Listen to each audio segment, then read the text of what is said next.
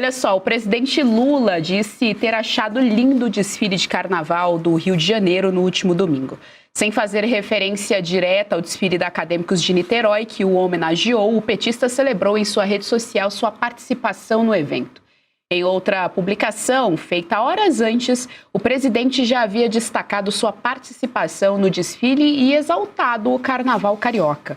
Por outro lado, a possível campanha eleitoral antecipada provocou reação imediata da oposição. A oposição acusou o desfile de transformar o carnaval em palanque eleitoral com uso indevido de recursos públicos estimados em 5 milhões de reais para promover Lula. O Partido Novo classificou o evento como peça de propaganda do regime Lula e anunciou que acionará o TSE para pedir a inelegibilidade do presidente, além de uma ação de investigação judicial eleitoral para cassar seu registro de candidatura, afirmando que a lei deve ser igual para todos. Após o desfile, que homenageou o presidente Lula, partidos políticos e parlamentares da oposição anunciaram 12 ações judiciais em menos de 24 horas. As medidas alegam afronta à legislação eleitoral, incluindo propaganda antecipada, abuso de poder político e uso indevido de recursos públicos, podendo levar a pedidos de inelegibilidade de Lula. Além disso, há acusações de discriminação religiosa devido à representação de evangélicos no desfile. Caivano, a gente ainda está aqui, então, nessa rebarba do desfile, ainda estamos na ressaca desse carnaval que aconteceu lá no Rio de Janeiro. Mobilização da oposição, a gente viu vários nomes vindo a público falar a respeito, o Nicolas, o Van Hatten, enfim, todo mundo, tanto novo quanto PL ali, se mobilizando em relação à propaganda antecipada eleitoral, não tem outro nome, campanha eleitoral ali completamente antecipada, financiada com dinheiro público e além disso, né, do ponto de vista simbólico, o professor sabe, eu sou da sociologia, eu amo a simbologia, do ponto de vista simbólico, a gente fizer uma comparação com as imagens, parece aqueles países ditatoriais que saem com a foto do ditador, fazendo aquelas campanhas. Sim. Ali, né? Todo mundo marchando. Exato, né? Todo mundo marchando, foi basicamente isso que nós assistimos na escola de samba. Inclusive ontem o Pavinato comentou de uma ala, eu não sei, eu não assisti, vou continuar sem assistir, estou acompanhando as notícias pelos recortes que vêm. O Pavinato que esteve, inclusive, que esteve ele estava lá em Europa, ele queria ver a Janja desfilar e não conseguiu, voltou frustrado, segundo ele. Mas ele chamou a atenção, muito pertinente, em virtude do que você acabou de falar, do simbologismo, né? Eles tinham uma ala todinha com estandartes vermelhos, no centro o mapa do Brasil, que dessa vez, né, não estava invertido, isso me surpreendeu, mas se assemelhava demais àquilo que a gente viu no fascismo nazista. E sim, era um nazifascismo, era o sistema utilizado lá. Então isso realmente chamou a atenção. Mas eu vou me ater aqui à discussão que a gente teve ontem com o Bissoli, né? Ele é especialista eleitoral e eu não sou. Sobram elementos. Basta você comparar um último requisito, que é a questão de poder utilizar as imagens em posterior campanha publicitária eleitoral, que foi... na verdade, que aconteceu com o presidente Bolsonaro em virtude do 7 de setembro de 22. Não é porque ele falou qualquer coisa, pediu voto ou nada disso. É apenas pela possibilidade de usar aquele material como propaganda eleitoral. Ora, o mesmo cabe no desfile. E isso me parece muito evidente. Tinha o mesmo jingle de várias campanhas, né?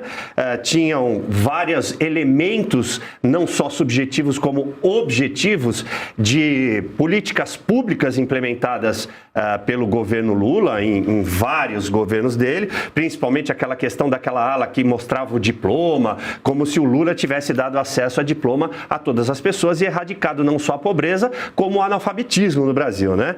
Só que não. A grande questão aqui é o que será de amanhã.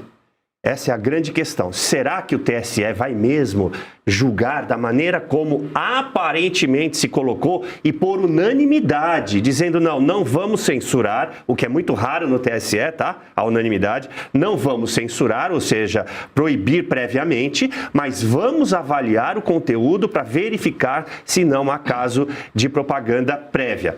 Olha só, Geise, no artigo 74, que remete ao artigo 37, 74 da Lei 9.400 1905, que é a lei eleitoral, remete ao parágrafo 1º do artigo 37 da Constituição Federal. Se houver elemento de promoção do servidor público ou da autoridade, isso é passível de cassação de registro. Digamos que não há registro ainda da campanha, mas a gente está no limiar, nós estamos ali nos 70 dias, agora menos, acho que menos de 65 dias do limite para você se inscrever, fazer o registro de campanha. Você pode abrir uma AIGE, né, que é uma ação de investigação na Justiça Eleitoral. De toda sorte, é preciso que a gente mantenha o foco nisso, mantenha a cobrança, porque numa eleição, se você quer dizer que há democracia no Brasil, o mínimo que deve existir é paridade de armas. Professor Marcelo Sono, também quero te ouvir a respeito, então. A gente está vendo aí essa mobilização da oposição em relação ao desfile pró-Lula, ali, propaganda antecipada, campanha eleitoral antecipada do presidente Lula. Desde que aconteceu o desfile, no domingo, eles já estavam ali em mobilização, já estavam falando a respeito de tudo que estava acontecendo nas redes sociais, mas agora a gente está vendo aí ações um pouco mais concretas, digamos assim, ações institucionais vindas da oposição brasileira. Bom, essas ações nós já esperávamos, né? Elas são legítimas, são corretas, são legais e são adequadas, devem ser feitas, tá? Eu acho que foi ontem que o Bellucci havia falado que ele é especialista em direito eleitoral. Como se diz, já se esperava essas ações, são adequadas, são corretas, até mesmo pelo simples fato que todos os elementos, todos os fatos que ali estão apresentados configuram, da minha perspectiva, apesar de eu não ser especialista em direito eleitoral, mas da minha perspectiva, ali tem elementos suficientes, sim, para que seja inviabilizada a candidatura do Lula.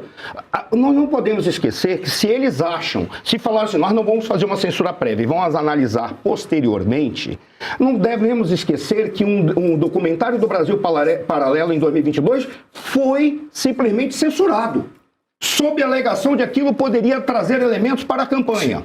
Em síntese, tudo o que está configurado nesse desfile se apresenta de uma maneira muito clara como propaganda eleitoral. Eu sempre tenho falado que a esquerda trabalha estrategicamente. Aí fica a grande questão. Eles criaram uma terra arrasada no país. Eles criaram uma bomba atômica para cair no colo do próximo presidente. Eles não conseguiram destruir a direita. Por qual razão? Porque eles são autodestrutivos mais do que destruírem os outros. Eles se autodestroem e eles não têm sucessores. E o Lula sabe que vai perder essa eleição.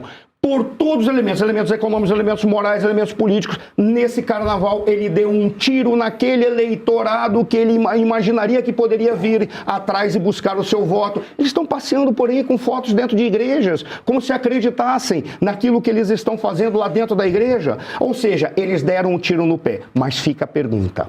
Ok, vão entrar com uma ação e o TSE caça, impede a eleição do Lula. O que ocorrerá no dia seguinte? Aí vem o caos para a esquerda. Muito provavelmente a esquerda vai ficar perdida porque ela tem, pelo menos eu posso estar enganado, mas de imediato tem 3 indivíduos. Você tem o Boulos, que já mostrou que por mais que ele queira brincar de bolinho, paz e amor, ele não consegue. Você tem o Haddad, que é um poste por excelência. O Haddad, ele é um indivíduo que não tem capacidade. Ele mostrou que ele foi ruim como prefeito, foi ruim como ministro da Saúde e ele é ruim como ministro da Economia, ao ponto de ter recebido um prêmio de meio ambiente, que ninguém sabe como foi dado esse prêmio para ele. E nós temos o Alckmin. Aí nós temos, será se o Alckmin vai submeter a isso? Eu particularmente olho para o Alckmin e eu tenho certeza que daqui a 50 anos, quando os dicionários foram colocar a explicação do significado de vergonha alheia, a imagem do Alckmin vai ilustrar o verbete. Porque ele é a própria vergonha alheia. O Alckmin tem capacidade, ele é capaz de submeter algo assim? Sim, ele é capaz de submeter isso, até mesmo chegar e dizer assim, Bushido para nós, doutor Miyagi, senhor Miyagi, me acompanhe e me oriente na minha manifestação. É capaz que ele faça tudo, mas eles não têm herdeiros imediatos, porque o Lula configurou a sua liderança no modelo carismático de liderança, no caso dele, ilegítimo, porque ele lidera 1/3 da população brasileira, ele não lidera nada dos 60%, 70% do povo brasileiro que não gosta dele. Se nós tivéssemos institutos, não institutos de pesquisa, mas institutos de composição e identificação do cenário do povo brasileiro, nós seria muito claro para mostrar que não, o povo não gosta dele, porque ele não representa a família, ele não representa a tradição, ele não representa os pentecostais, ele representa apenas um segmento que quer apenas usufruir dos bens do povo brasileiro. herdeiro. É apenas isso que ele representa. Na classe alta, na classe média e na classe baixa. São indivíduos que não comungam com os grandes valores da nossa sociedade. Aí nós temos esse cenário. E aí? Quem será o herdeiro do Lula? Se for o Boulos, ele já pensou no Boulos como herdeiro, só que eu acho que ele nunca imaginou que poderia ser o herdeiro para 2026, ele imaginava 2030, tanto que ele entregou o Ministério do Marketing Pessoal para o Boulos. Aquele Ministério do Boulos é o Ministério do Marketing Pessoal, vai lidar com as organizações sociais, para quê? Para se autopromover, não tem o que fazer ali, mas o Boulos não tem condição. O Haddad é péssimo em qualquer sistema de avaliação. Seria o Alckmin? Eu sou capaz de imaginar que o Alckmin é possível de fazer uma vergonha tão grande quanto essa. Mas o Alckmin não é um tiro no pé, é uma bomba atômica no pé. Por quê? Porque ele não tem capacidade de ser herdeiro de nada e a esquerda não permitiria. Nós vamos ter uma briga dentro do PT para tentar dizer, vamos botar o nosso candidato. Quem é o candidato do PT? Tirando o Haddad, que tem visibilidade, não tem ninguém.